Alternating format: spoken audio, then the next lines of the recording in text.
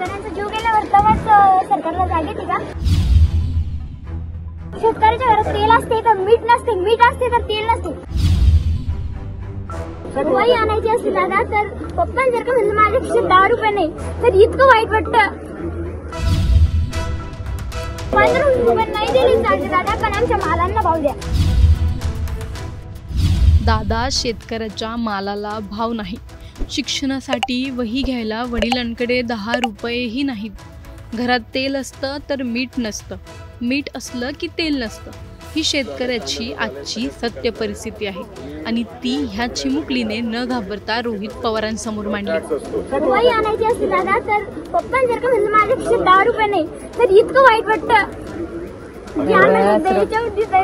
ह्या मुलीला जेवढे प्रश्न पडतात किंवा शेतकऱ्यांचे हाल कळतात तेवढं अजून कोणत्या मंत्र्यांना, सरकारला किंवा शेतकऱ्यांसाठी असलेल्या कृषी मंत्र्यांनाही माहीत नसतील.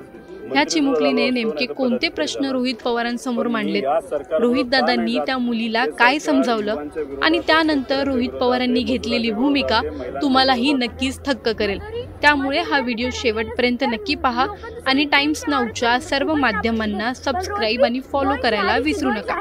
फक्त हातावर टेकवतात मजुराजी. आणि दुसरं तुला काय माहितीये का, सरकारला असं मत आहे की लाडक्या बहिणींना महिन्याला 1500 रुपये दिले, आम्ही त्यांचा उपकार केले, बाकी काही मदत नाही केली तरी चालतं, असं सरकारचं मत आहे. 1500 रुपयात काय होणार आहे का महिन्याला? 15 रुपये नाही दिले चालते दादा, पण आमच्या मालांना भाव द्या.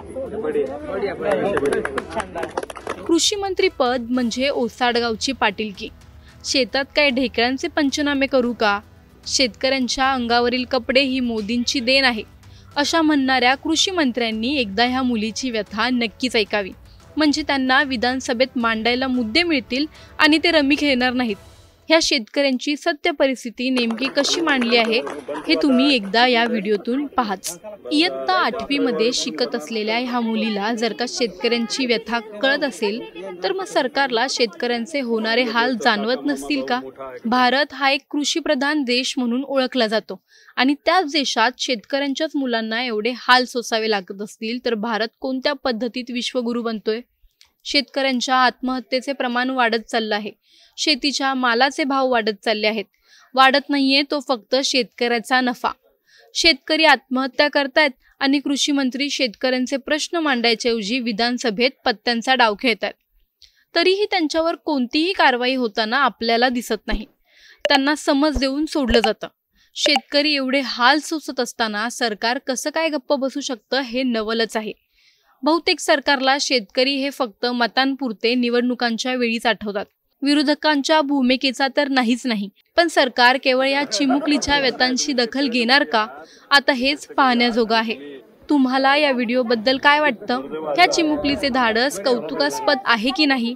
रोहित पवारांनी तिला तर मदतीचा हात दिला, पण अशा किती शेतकऱ्यांची मुलं आहेत ज्यांना मदतीची गरज असेल? अशा शेतकऱ्यांना कोण मदतीचा हात देईल? तुमचं मत आम्हाला कमेंटमध्ये नक्की कळवा आणि व्हिडिओ आवडल्यास लाईक आणि शेअर करायला विसरू नका. मजुरी जर का करायला गेलं तर लोक त्यांच्या वावरात तर खूपच राबून घेते, पण रोज बी 200-250 रुपये फक्त हातावर टेकवतात. लाडक्या बहिणींना महिन्याला 1500 रुपये दिले, आम्ही त्यांचा उपकार केले, बाकी काही मदत नाही केली तरी चालतं, असं सरकारचं मत आहे. 1500 रुपयात काय होणार आहे का महिन्याला? 15 रुपये नाही दिले चालते दादा, पण आमच्या मालांना भाव द्या.